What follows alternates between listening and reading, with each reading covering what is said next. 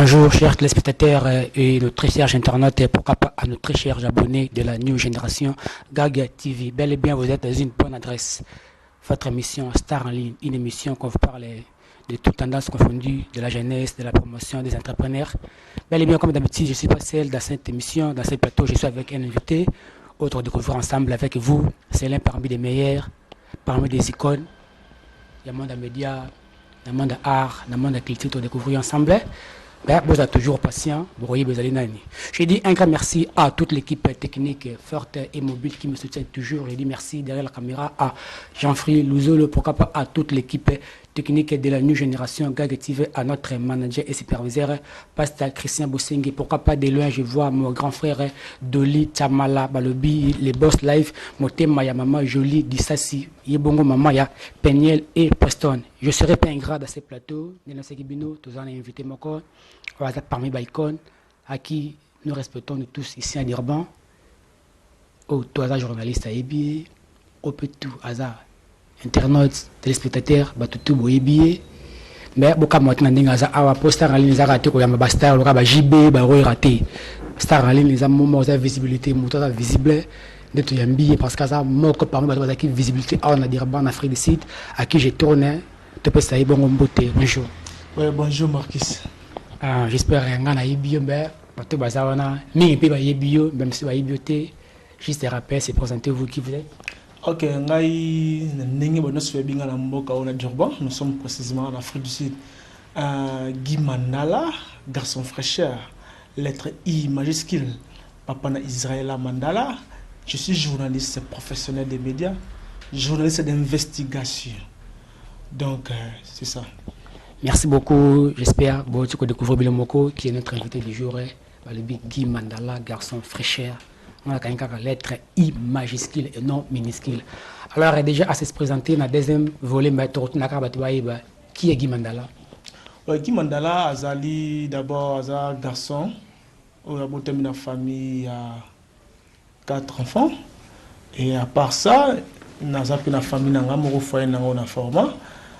Naza marié, naza na mwana na ngai moko, et à part ça, comme profession dans la média, je suis journaliste d'investigation et puis je travaille aussi dans ma solo quoi. Voilà, c'est ça. Merci beaucoup Guy Mandala, Azabongo marié, me découvrir ensemble. Asanamane Moko, Israël à qui je la salue et puis maman Nabiso Naomi, je vous salue. Je dirais encore un grand merci Nabato, Basenga Kito et Guy Mandala, pourquoi pas à mon grand frère depuis Cape Town, les cordons les plus charismatiques, Mose Chico qui voit bas Afrique du Sud, Cape Town, pourquoi pas à lui Sky Mavinga, le jeune producteur SM Production Juvénile, et je dis un grand merci à Mboshi Lipassa, le tendancier. C'est un journaliste Boyoki, mais comme d'habitude. Alors, c'est qui n'a pas Guy Mandala, tu as une question? Si, il n'y a pas de question, on a pris pour nous répondre. Merci beaucoup, Guy Mandala. Azar pour nous répondre à la question. Alors, tu vas dire, bon, on a répété que le boss de Rabongo, vie cachée. Déjà, Boyo Kakime, Nanenge Misso, on a Guy Mandala, marié, célibataire. Guy Mandala a engagé na moi ce boye bingane babi mama bimara me bimara so rapé na balcon il nous boye bikaka Guy Mandala engagé babi la perle noire diamant noir babi la naturelle Naomi Matinu Naomi Matinu Mandala ba Naomi ça dit que moi si européen c'est lengi na mbora quoi. Donc c'est ça babi miko na benga la racine pivotante de tous les belles nanas de Durban. Voilà. Donc la moni réponse à Guy Mandala, c'est moi qui a côté triché, donc on a placé la racine pivotante. Et Mernao, je te salue, pourquoi pas aussi à la perle noire, le billet mon comment la bisso, la femme sociale, MTB Monique Mouteba, la petite sœur propre, il y a maman la bisso Godé Bintou dans London, entre Madi Godé Tumba Tamboué, depuis bas Angleterre qu'on a à Londres. Alors Guy Mandala, toujours dans la vie cachée, tu vas découvrir le lourd Mokoboui, maman la Bédia. Oui, Guy Mandala, le bosa, journaliste et investigateur. Alors, tu as une vie cachée réellement. Ni ne pour ça que Guy est un jeune, mais c'est les qui belé nango. Mais ni ne pour ça que yo comme journaliste. Oui, n'a pas vraiment mis une question. Bon, nous pour ça comme journaliste, premièrement, on a un recours là déjà. On a un système où on a parlé, on a présenté journal. parce que nga vraiment mingi panjwa na représenter le journal ba bulletin d'information et tant on a commis na humanité na sala mécanique générale le ka ba master quoi nga foka mécanique or déjà na une première c'est professeur de français et c'est il faut pédagogie tout littéraire mais t'as regardé le yimuna pédagogie littéraire ne ba momine tetika na kesa mécanique maintenant comme na mécanique c'est tout fait mon qui place dans la directement na kesa littéraire sinon comment c'est na kesa littéraire et à partir de ce qu'on négocie quoi que ça là journalisme et yaki na molanda siko ba professionnel ko ba vena biso ba kabe ya pindi pasi na mo le roi ba veki bambi chintwa ba vena biso di ko ba nati le collé s'il faut le dire ba nani Marquis Monga voilà ni la landa ba le kolwana et puis na que siko université na que tanga na institut facultaire de la science information et communication IFACIC en cycle. Et voilà, à partir de ce qu'on a évolué, si que c'est un truc qui pour nous avons poussé. Voilà, tant qu'il y a IFACIC, c'est pour ça que je suis professionnel des médias. Donc, journaliste d'investigation, tout travail, on a tout présenté le journal, le bulletin de formation dans le Congo, dans la Tropicana FM, bon, dit que il y a Congo, j'appelle VP à chance, et Simbagité, discuter replier, on va me voilà. Merci beaucoup. Toujours on a vu caché avec notre invité du jour, Star Aline, Guy Mandala. Guy Mandala, toujours en notre kaka la mboka libanda. On est au côté basirki, oui, Guy Mandala qui a fait des sites. Oui, bah qui n'a eu le roté. Mais Guy Mandala, lui qui a kenda qui m'a rubrique dans suka, se retrouver bah dans la mise Guy Mandala journaliste, c'est une question à bisa suka. Mais bah 8 ans où il y a qui a fait des sites. Il y a qui mine ni marabout qui orgueil. Alors bah Guy Mandala tant qui n'a pas de milieu, on a qui orgueillé, on va tous abattuter, bah on va yo na yo. Éviter la bateau, le bateau, le bien, on bateau, le baran, on évite. Mon ni tu rapproches de le bateau avec Guy Mandala, orgueillé dans le monde des médias. Bon, Guy Mandala, orgueillé dans le monde des médias, oui. Bon, on faut le baquet orgueillé dans le monde des médias parce que on a une connaissance. Le soir, il y a habité, faut que mon frère Awa ou Bete Banda, Awa Samabi, Awa Salango Bete. Pour sauver valeur et métier na biso. Alors il y a des gens qui ont pourquoi le binanga pourquoi le biboy a ces cas orgueil ils ont orgueillité ils ont cause orgueillité mon na vie il faut respecter mon salaire battu j'ai battu monsieur c'est belé na mboka oyo moi cause un journaliste il faut d'abord savoir mon nostre les gars na télévision à ça la émission de journaliste il y a des présentateurs des émissions des animateurs des chroniqueurs et il y a aussi des journalistes. Mais cause à la journaliste. D'abord, un journaliste, c'est celui qui a pour mission de collecter, traiter et diffuser les informations. Un journaliste, un bon journaliste, d'abord, c'est celui qui sait comment rédiger les papiers d'information. C'est celui qui connaît les critères journalistiques. Comment faire l'investigation de l'information, comment traiter l'information et diffusion. Alors, et bien, il y a un micro, il y a un journaliste, mais surtout, à Vimbalima, tant que comment est-ce que ma ramussu ce monique, ah, mais moi, ça, le journaliste, le journaliste, mais par exemple, il y a qui établir président Denis Mbacha pour bâtir comme président de la communauté congolaise. Donc, il y a une équipe sur la caméra, il y a un bic, na carnet. Alors, après avoir aussi ça va événement, moi les calculs. Si vous habitez Mandala, vous avez pesa au tepo, au salon l'hôtel. On a fait l'hôtel dans les notes, on a une caméra. Oh, je suis étonné. Mais c'est bon, tu n'as pas une question. Quel est l'élément principal d'un journaliste? L'élément principal d'un journaliste, c'est la caméra. Tu peux avoir les caméras, la caméra, au cause d'un mais journaliste, d'abord, il faut écrire. L'élément principal d'un journaliste, c'est le carnet, l'adresse, l'agenda. Vous comprenez? C'est ça. Parce que quand on a la caméra, ils allaient rater. On note un journal. Hein? Voilà. Au début, vous êtes journaliste. Si on a une question, l'information, c'est quoi? Ils sont journalistes. Qu'est-ce que signifie l'information? Moi qui vois ça, mais un peu orienté, bon, mais on comprend que non, à Théa, mon connaissance. Qui m'entend dans l'orgueil. Ils ont orgueillité. Ils ont que il y a bikak.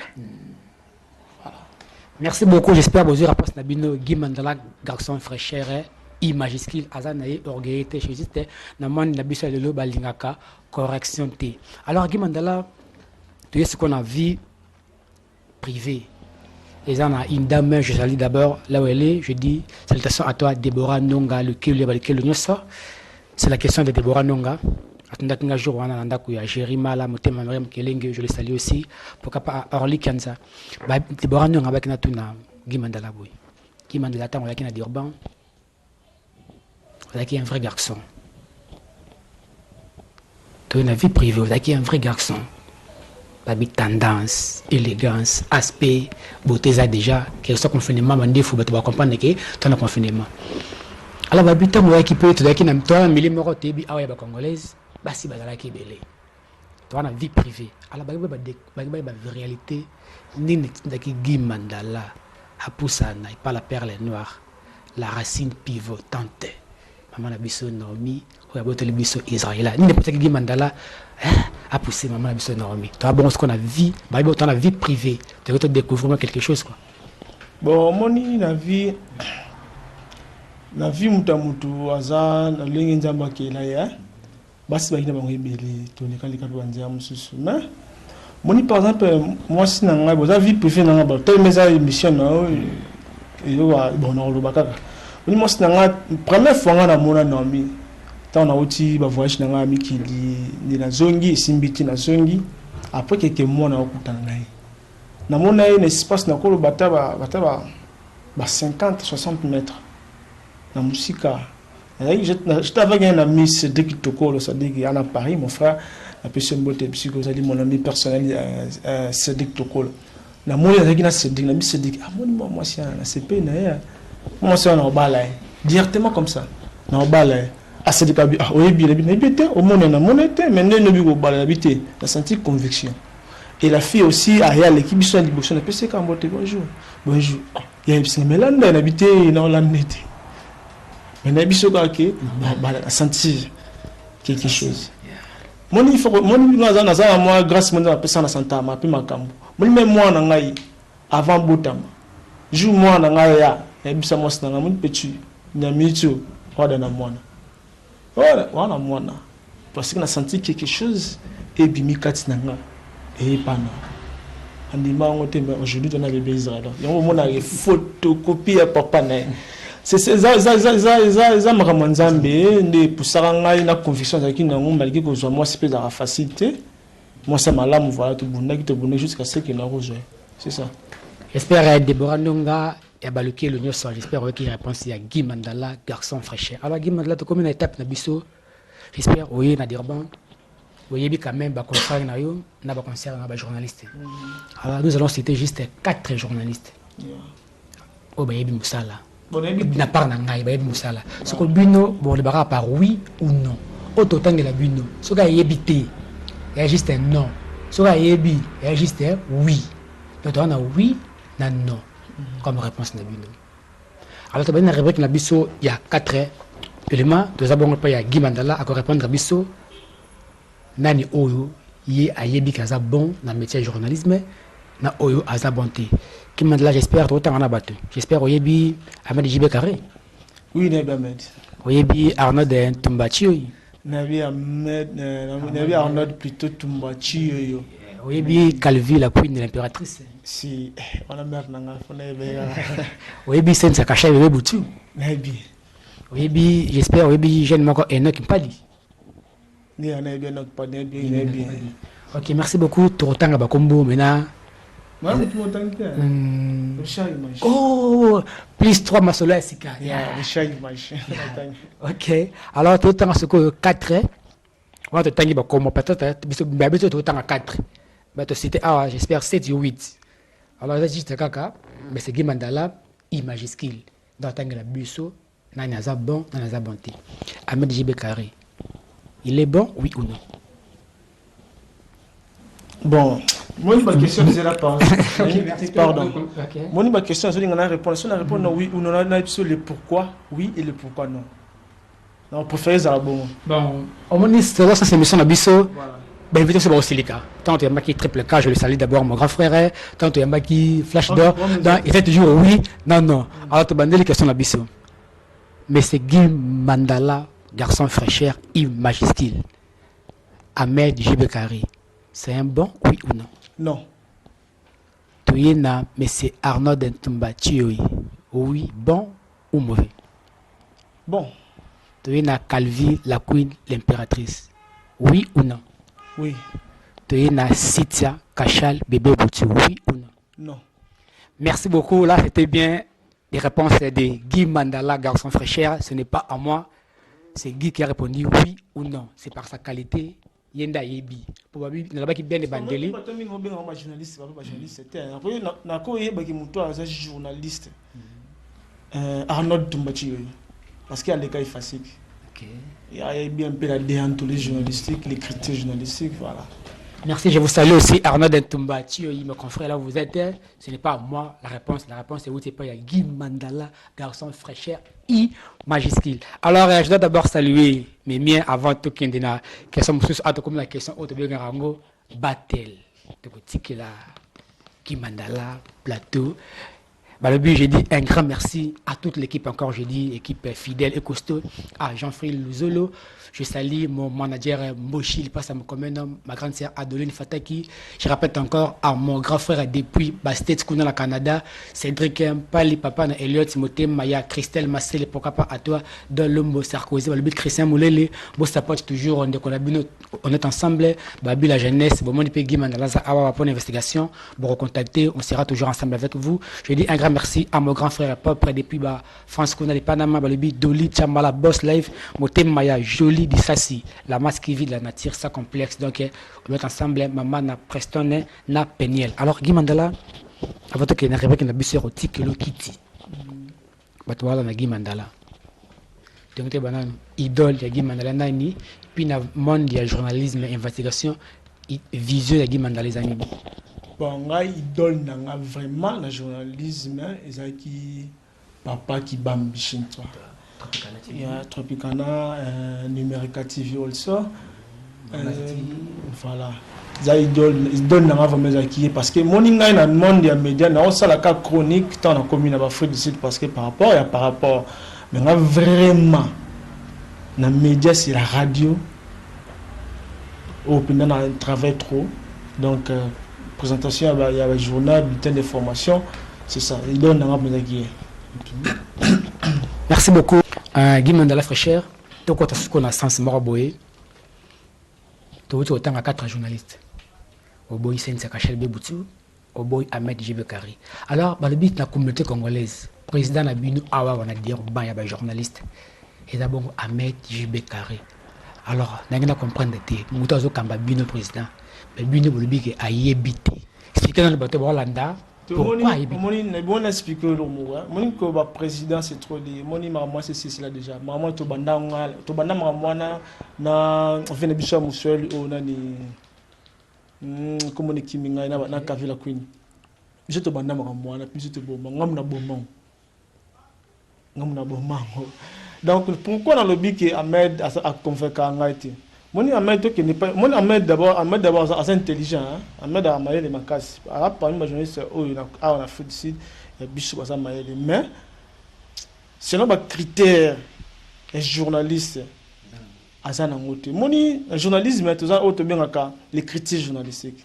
Une information c'est mise en forme un fait ou un événement par les moyens de communication de masse. Ahmed Aza intelligent vraiment mais na ba critère journaliste il y a information selon ndenge wana ko memela ngo zaki yango te babi voilà à tous ces critères journalistiques par exemple à la publication moboye na Power Press d'abord Power Press ils a biso tout donc il y a eu information il faut amener ça à la rédaction trop tété en bon to diffuser il y a eu information kaka ndenge zo ki yango oyo publier non ceux qui dans la mémoire bien qui information il y a qui m'a pas sa marque n'a pas sa marque à ce qui chope le mandengwana parce que tant on a tangi publication ya sala qui n'a pas comprendre que non Journalisme, c'est la marabilité. D'abord, il faut traiter l'information. Il faut traiter d'abord l'information avant de publier. Vous comprenez? Au moment où on va même le likambo, il y a des journalistes qui le likambo qui nganda salibre.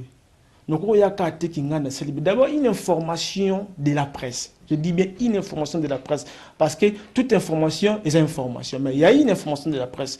Une information de la presse est un fait socialement significatif que les journalistes rapportent après avoir donné une forme. Ou soit, c'est mis en forme un fait ou un événement par les moyens de communication de masse. Donc, quand nous informons pour éduquer. Vous comprenez? Nous informons aussi pour former. Si vous avez une information, ils ont une importance pour la population, pour la communauté. Pourquoi on informe au bateau? Blum, il y a un conflit entre deux personnes. Ils ont pour la bombe balai. Vous comprenez? Net Ahmed Moutina qu'on a foutu d'akoute. Aya publié. Il y a un bien jeunesse. Il y a comme na bio naïe. Aussi sont binombalé. Il t'a bisoté. Vous comprenez? Il y a seul mot bleu. Quand papa na maman babundi nandako. C'est une information. Mais une information est bisoté. Babundi nandé na bango. Mais cette information, quand est-ce que cette information est comme important pour la communauté s'il y a des dégâts? Papa, maman, si vous voyez ça, cette information est importante parce que nous voulons éduquer les gens qui n'ont pas ma vie. Quand le chien a mordu une personne, il n'est pas une information. Mais quand une personne a mordu le chien, ça devient une information. Voilà, maman, on a open la qualité parce que n'a publié information sur toi. Je dois faire l'investigation. Dans l'investigation, on a pas d'investigation l'information, tout ça, on va bien la collecte, tout ça, on va bien dépistage, tout ça, on va bien analyse documentaire. Il faut aussi respecter les critiques journalistiques. Et derrière, Ahmed, à nous respecter déontologie. Déontologie journalistique, nous sommes tous déontologie, c'est la règle du métier. Et puis aussi, il faut aussi respecter la ligne éditoriale. Dans notre ligne éditoriale, c'était que c'est pour la communauté congolaise. Mais Ahmed, avant de couper ça plus important, c'est pas papier. C'est pour ça directement, Ndobo, n'habite à Machamabi. Voilà. Ndobo, awa Mati Ezamabe. Là, je me tiens debout. Je dis un grand merci à notre producteur Sky Mavinga, le designer, l'invisible, autrement dit Popol. Je dis un grand merci à Triple K Kisese, le Binzamba Bilele. Je dis un grand merci à maman Monique Mouteba, Yaba Mouteba, pourquoi pas à ma grande sœur depuis London, Balobi Bongo, Godé Bintou, autrement dit Godé Tumbantambo, Balobi Joint, Yango, Yasser. Là, comme on comptait dans le calendrier déjà, donc toi, dans la main, calendrier était au côté de juin. Un grand merci à toi, mon grand frère, Doli Chamala, pour le but comme des rubriques qui n'a bisoya. Dingue Zalara toujours, Guy Mandala, Torchanzo Kitty, moi-même je le fais aujourd'hui. Awande, Missika Marambango, et Yaka. Guy Mandala, prenez place. Je dis mes dédicaces à Adoline Fataki, Motema Mboshi Lipasa. Grande dédicace à Jérima Lawenge, toujours en attente. Guy Mandala, c'est l'équipe Jérima Lawenge, et ça la baisse bien. Un grand merci à toute l'équipe technique de New Génération GAG TV, mon superviseur, mon manager, Pasteur Christian Bosengi. Image skill. Image skill. Vous vendez bien, j'espère. Ouais, très à l'aise. Vous êtes à l'aise? Yeah. Moi, je sors, je vous laisse ma question, vous répondrez, et puis dédicace. Sur la pondée, moi je pars. Guy Mandala, Oyembokoyo. Je me colle le bébé Guy Mandala, tant Oyembokoyo. Avant la Guy Mandala, Oazaki Bidi, un bon Guy Mandala, qui est pour toi, Mobi, qui s'est quitté, bon, voilà tout. On t'a passé qui Elengi, sentiment, harmonie, comme ma journaliste en Afrique du Sud, Nadirban. On t'a mis ça Guy Mandala. Comme image skill en Afrique du Sud, Mobimba, Durban, Cape Town, c'est comme c'est Chico qui voit Bazali, les cordées plus charismatiques, na Pumalanga, c'est comme Smith Samalazali, on tape Mr. Guy Mandala, et Zabongo Arnaud de Tumba Chioui. Merci. Ok, merci beaucoup. Arnaud de Tumba Chioui, on a spécialement un mot de Psychozali, Babi, Motomorobi, en tout cas, on s'est perdu Migolo fort, Arnaud de Tumba Chioui. En tout cas, Marquis n'a répondu au bout. Kobi Misano Guy Mandala, ça dire bon. Denga na yara déjà moto nzambe journaliste mo pandi sango ya solo, ça dit que ngane na nzambe na bango. Na raza mboka o. Vous comprenez? Donc pour misanga ça déjà problème parce que nga déjà ndinga ba Congo na sana ba viki bambishin to na ba kabia pindi passe na travail dans le Tropicana FM. Donc na ki journaliste reporter. Vous comprenez? Tellement to ki ba pigiste. Ba ça ba terme mo journalistique hein. Oh il pigiste. Na cité mu na mutu mo il pigiste na ba journaliste. Comprends, on a qui pigiste. Le voilà qui pigiste est aussi mbatté. On y a pigiste parce que yo moro qui n'est milu qui là il a sur information biso to sani to longolo muki. Alors c'est mbatté, c'est pour ça na yakabwe. Ko comme ça un journaliste déjà na diribé de moi parce que ngamo déjà, ça déjà journaliste depuis Congo. En tout cas ceux qui ont bisé en poser la question dans la même diplôme nanga. Il facile en tout cas ceux qui peuvent avoir ça la montage na routine de langue plus donc ça qui déjà c'est depuis Congo voilà na qui dit ba la copiation en est ça là en fait il tombe que on t'a pesanga moi elengi na zongi la makambo yango na ko le bizarre Richard Image plutôt Richard Image t'en a mon qui ça là ayanga pe na journaliste tala kutu oh ya solo c'est que Richard Image mukolo léopard et joie coupe ya Chan na moni a présenté émission na vie na ngalotin que j'ai sali. Alors, il y a pas un journaliste, tu peux un micro. Bablo, on a bêta jour, Anna. Moi qui les gars, oh, yo, ça va non de mais quand il faut ça, me rend après, moi, j'ai eu pour la deuxième fois, je n'ai de la femme, tu bêtis, bon, ah, bah, tu as vu, tu es foutika là. N'est pas foutika, moi, c'est dans le type à la queen, bah, n'a pas tumba après. Après ça, un homme t'a mis sans rater. Donc, un autre tumba après. Faut que ça n'ait pas zana la kuyo mona ba succès to zara na ba la queen Mexico depuis wenye panzana ça dit que match est pas vous comprenez donc c'est ça la personne va retomber te kavi la queen Ahmed Cynthia Vélotin Richard Image personne va retomber te ba dédicace tanga zara na personne mbote babi oncle langa depuis France fiston Lumbu papa na Ibrahim Lumbu. Un peu simbote babi mon ami personnel Arli Fekalam basset dans un play ça dit bah qui se lève la bandra chef du village Jessim Bembolo quoi Rigen Edoka na Kobolo pasta na biso ya magia na mbora o un peu simbote babi Patrick Ezabu na robot na raté babi Popo le Ngolo Chameau babi le gouverneur de tous les jeunes de Dirban ça dit une notion toujours Popo le Ngolo Chameau Jérimala la robot s'en appelle Tobi Deborah, Moté Psychozali, bébé Israël Mandala, et ainsi que Babi Naomi Matinu, Naomi Taros.